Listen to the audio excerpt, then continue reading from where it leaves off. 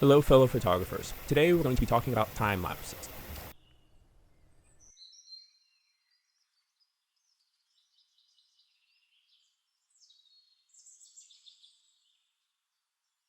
Alright, so today I'm at Confluence Park here in San Antonio, Texas, and today we're going to be taking a time lapse. I've already set it up, I've already got it going, so let me walk you through what I did. So let's talk about what I did to set up the scene. I'm shooting with a neutral density filter, 10-second exposures, and I'm shooting 450 of them, so I can get that full 30 seconds. Now, time-wise, I'm going to spend about an hour and a half here because I'm taking a picture every 2 seconds. Now, prior to putting on the neutral density filter or starting the interval time-lapse, which I'll walk you through in a second, first you have to compose your scene. You have to figure out what you want your time-lapse to be of. I'm using running water here, and there are kind of a little bit of clouds in the background, but not a whole lot. So after an hour and a half, we'll see how the time kind of moves, and I'll show the time lapse at the end of this video. So for setting up your camera to take time lapses, so the best way to do it is going to be taking a picture every few seconds, because all a time lapse really is a video with a whole bunch of pictures inside of it. So instead of using a possible built-in time lapse setting on your camera, I find the best way to take the pictures is to shoot them in RAW. That way you have more control over them in the post-processing part of it, which we'll get to towards the end of this video.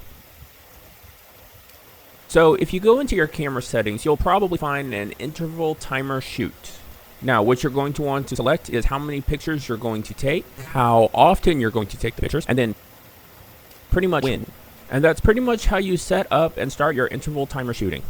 Now, prior to setting all of that up, you're going to have to set your shutter speed, your f-stop, your ISO, and then compose your picture. And I like to shut off autofocus because I feel it just gets in the way too much. It tries to refocus on every shot. So at this point, I've still got probably about an hour of shooting out here. So I'm going to let you jump ahead and go straight to the editing process.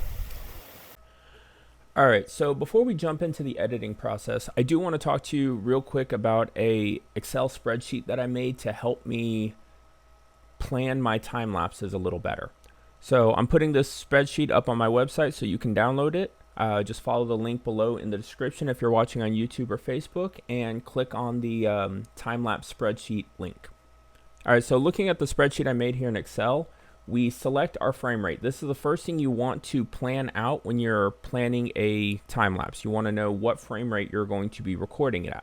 This here is the most standard that we're going to be using, so we're going to stick with 29.97. This here's the duration of the time lapse. We're only doing a 15-second time lapse, so we set that, and then it's going to tell me how many pictures I need to achieve that. Let's say I wanted a 30. Push the wrong button. Let's say I want a 30-second. It's going to tell me that that's how many pictures I need. Then we come down to time allotted, or approximate time allotted to take pictures. This is how long I plan on shooting the time lapse for. So I set it at 1.5 hours. Let's say I did it for 4 hours. It's going to tell me that I need to take my picture every 22 seconds. Now if we're at 1.5, it's only every 2 seconds. And this is with a shutter speed of 10 seconds. But let's say I change that to, I'm shooting at 3/20th of a second. So all of these variables kind of affect how you're going to be taking your pictures. Now, one thing I didn't include when I made this spreadsheet was the time of the actual shooting when it comes to anything over a second. So it's going to add a little extra time to your time lapse. I may go back and fix this in the future, but this is just an approximate of what you're getting. So a 10-second exposure, taking a picture every 2 seconds, is actually going to be a little longer than 1.5 hours. But I just want to show you my kind of guidelines when I'm getting started, and you can give it a try also if you want. Alright, so I've already edited these pictures, so I'm not going to show you that process, but I'm going to walk you through how to do it. So you select all of the images that were used to take your time lapse. You open it up in Adobe Camera Raw, or whatever program it is you're using to edit it. We're going to use Adobe Camera Raw. We edit the one picture to get it how we like it.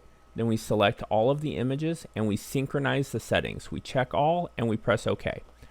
And then once you've done that, you've got all of your pictures edited. You select them all. You convert and save it. And instead of document name, you're going to change this to something like time-lapse, and then a sequence number. So we're going to go ahead and do like a 2-digit serial number, beginning with number 1. Let's make it a 3-digit. And then you press save. And then when you look at your images, you have them all saved as a time-lapse with the number, with a sequence number. And then I've already done this step to record the time-lapse, so I'm just going to narrate over what we did. All right, so first you're going to want to open up Photoshop. You're going to go to a new file, and you're going to select film or video, and then you're going to look for all the presets and find a 4K one. You don't have to do it in 4K. You can do 1080 if you want, but we're going to go ahead and choose 4K. And this is the settings that I use for most of my videos, so that's what we're going to go ahead and select. We'll press create, and then we're going to go to layer, and we're going to want to import the videos. So we're going to go to video layers and new video layer from file. Now we're going to go to the folder where we have all of our images saved at. We're going to select just the first one, and image sequence is checked, so it's going to import them all in an image sequence. This could take a minute, so bear with it. And then once we have them all, we're going to right click on our layer 1, and we're going to convert it to a smart object.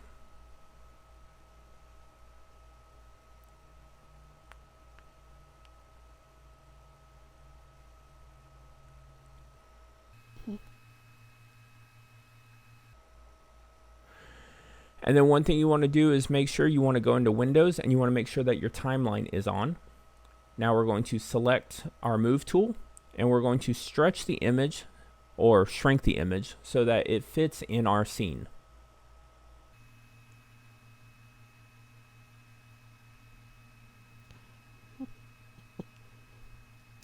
And once we have it how we like it, we select OK. And now we can scrub through the video to see a little bit of the time lapse. Now, playing in Photoshop, it doesn't render very well. It doesn't matter how good of a computer you're on, you're not going to get a great render just scrubbing through and viewing.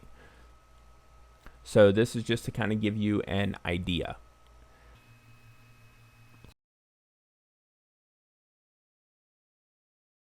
We'll go to File, and we'll go to Export, and we're going to go to Render Video.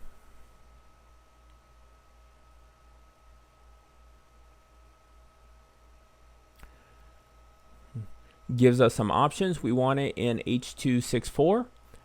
Document size is the same. The frame rate is proper. So now we just select Render. And it's going to go through and export the video for us. This does take quite a bit of time. As you can see, my little cursor up in the top right is flickering quite a bit. That means it took quite a long time.